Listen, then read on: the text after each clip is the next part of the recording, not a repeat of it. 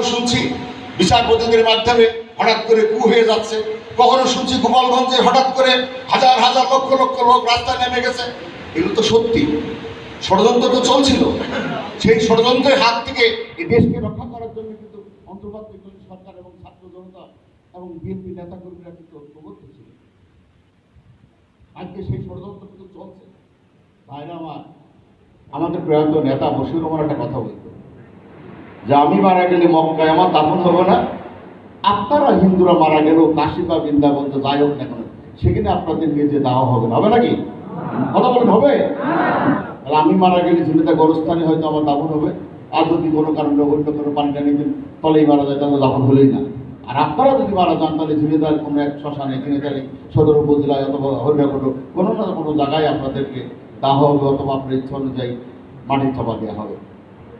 এই কথাটা যদি আপনি মনে করেন, তাহলে দেশ যদি ষড়যন্ত্র হয়, দেশে যদি ষড়যন্ত্র বন্ধ না হয়, তাহলে আপনার আর আমার অবস্থা কিন্তু একই হবে। আমি ছাড় পেয়ে যাবো, আপনি ছাড় পাবেন না, হবে? বলবে না যে মজিদ ভাই ডাকিল, বান্ধব ভাই ডাকিল, বা পুজো মণ্ডপ, বিভিন্ন পুজো মণ্ডপে তোমরা আমাদের তুই এই কাজ করিলে, এই যে পৌর কমিটি সেন্টারে মত বিনিময় করিলে, সব ভিডিও কিন্তু সব এখন লাইভ চলছে, সব চলছে। সুতরাং আপনারাও পার পাবেন না, আমরাও পার পাবেন না। মনের থেকে এক হয়ে যায়, মনের থেকে এক হয়ে যায়। আমার পক্ষু যে গরম ভাষায় বলেছে আমি তা বলবো না, আমি বলবো যে আমরা এক হয়ে যাই। আপনার আমার গন্তব্যস্থল হয় শ্মশানে অথবা কবরস্থানে, হয় সেটা জেনে যায়, সেটা হন্যাগুন্ডই, সেটা কোনো প্রত্যন্ত গ্রামে। এই জায়গায় চিন্তা করে আমরা ঐক্যবদ্ধভাবে আগামী দিন ঝিনেদা পরিচালিত। আচ্ছা ধরেই নেন, আমি ভোটের কথায় নাই বা গেলাম, ধরেই নেন যে একটা বিশেষ দলের প্রতি আমাদের একটা আকর্ষণ আছে। আমার সম্পর্কে কুটুম আছে এখানে, ওনার একটা বিশেষ দলের বারে হয়তো আকর্ষণ আছে। হিন্দু মানুষ আমার সুমিন্দি আকর্ষণ আছে, বোর ভাই, বোর বাড়ি মাসে বাড়ি, ওনার আকর্ষণ আছে। উনি আমাদেরকে সাথে থাকলেন না। আমার এম এ মদির সাহেব আগামী দিনে নির্বাচন করে উনি দিলেন না কিছু, আমাদের সহযোগিতা করলেন না। এম এ মদির সাহেব কি ফেল করবে? ফেল করবে না, ফেল করবে না, অনেক ভোটে উনি পাস করবেন। তাহলে আমরাও তো বলবো যে শেখর মামার এত হাইলাইট আপনারা করলেন, শেখর মামার সেন্টার কতটুকু কি হলো, এটা তো আমরা বলবো সেদিনকে। তাহলে সেদিনকে বলবো যে মনের থেকে আমরা পিরিটটা মনে হয় জমিনি আমাদের, ঠিক কিনা?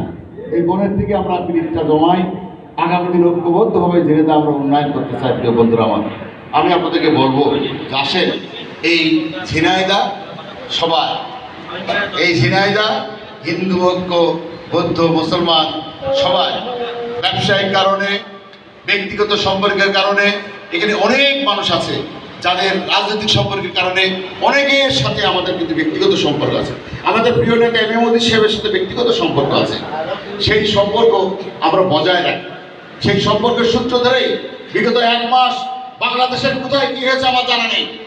পপ্পু যে কথা বললো সত্যিকারেই বলছি, মনের থেকে বলছি, ইমানদারির থেকে জায়গায় বলছি যে বিগত 1 মাস আমি পান্ন খুব শৌখিন মানুষ, 5টা 6টার কমের মিটিং প্রতিদিন আমাদের শেষ হয় না। আমার নেতা এম এ মদির সাহেব সকালবেলা একসাথে নাস্তা করার কথা ছিল, সকালবেলা একসাথে নাস্তা করার কথা, বসে আছি 9টা 9:30টার সময়, বলছে আমি বাথরুমও যেতে পারিনি, আমি মানে কি বলে এখন ফ্রেশ হতে পারিনি। পরে 10টার সময় দেখা হলে একসাথে নাস্তা করলাম, তারপরে শুরু হয়েছে। সারাদিন 10টা 15টা মিটিং করেন এবং অগণিত লোকের নেতাদের সাথে, কর্মীদের সাথে এখন দেখা করছেন, উনি কথা বলছেন। কিসের জন্য বলেন তো? এখন কি মাল কামানোর সময়, ক্ষমতা দেখানোর সময়? এখন মাল কামানোর সময় নেই, এখন কিন্তু ক্ষমতা দেখানোর সময় নেই। পরিষ্কার কথা আমার, এখন উনি যেটা করছেন বা আমরা যেটা করছি, পুজো যে কথা বললো আমরা যেটা করছি, আমরা করছি শান্তি, শৃঙ্খলা, ঐক্য বজায় রাখার জন্য। ঝিনেদায় কোথাও যাতে কোনো মুসলমান, কোনো হিন্দু তার সম্পদ কেউ আরেকজন নিয়ে যেতে না পারে। আমি পান্নু আমাদের মনে হয়, এবং একসাথে আমি পুজো মণ্ডপের ওই মার্কেট স্বর্ণকার পড়ি, ওই 4 তারিখে রাতে 5 তারিখে আমরা পাহারা দিয়েছি, থানার গেটে দাঁড়িয়ে পাহারা দিয়েছি। এই শহরে অনেক হিন্দু বাড়ি আছে, আমাদের নেতৃত্বে আমরা পাহারা দিয়েছি। মৃত্যু কথা বলি থেকে আমার কাছে দায়িত্ব, আমি এই কাছে সেই প্রত্যাশা কিন্তু আমরা করি না। আমার নেতা এম এ মদির বাড়ি ভাঙানো হয়েছে, পোড়ানো হয়েছে, পাটি বুঝ পোড়ানো হয়েছে, ভাঙানো হয়েছে, আক্তার ভাই ওষুধ ভাঙচুর করা হয়েছে। আমার বউ একা বাড়িতে ছিল, সে কান্নাকাটি করছে, তাই আমার বাড়ির দরজাটা ভেঙে ফেলা হয়েছে। সেক্ষেত্রে কাগজপাতি সিসি ক্যামেরা মেশিনপত্র নিয়েছে, মিছিল পুরা নিয়ে আসে। আমার বউ হাওয়া করে কান্নাকাটি করছে, তারপরেও 4 তারিখে ঘটনা হয়েছে। 5 তারিখে আমরা পারতাম না সত্যি বলে সেই শোধগুলো কিন্তু নিয়ে নাই। আমরা ঠেকিয়ে বেড়াচ্ছি এখন। আর সেই ঠেকানো দল হচ্ছে বিএনপি, সেই ঠেকানো নেতা হচ্ছে এখানে যারা বসে আছে তারা। এই কথাগুলো মনে রাখবে, এইগুলো কথাগুলো আগামী দিন আপনাদেরকে স্মরণ করে দেওয়ার জন্যই আমি